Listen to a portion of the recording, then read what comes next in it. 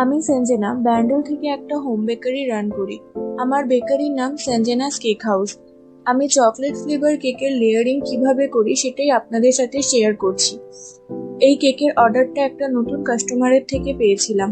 কাস্টমারের ডিমান্ড অনুযায়ী কেকটা বানিয়েছি, কিন্তু কেকের ফাইনাল লুকের কোনো ভিডিও করা হয়নি। তাই কেকের ফাইনাল লুকের ফটো এবং কাস্টমারের রিভিউ ভিডিও শেষে অ্যাটাচ করে দেব। আপনারা যদি আমার বেকারি থেকে অর্ডার করতে চান তাহলে স্ক্রিনে দেওয়া নম্বরই হোয়াটসঅ্যাপ করুন।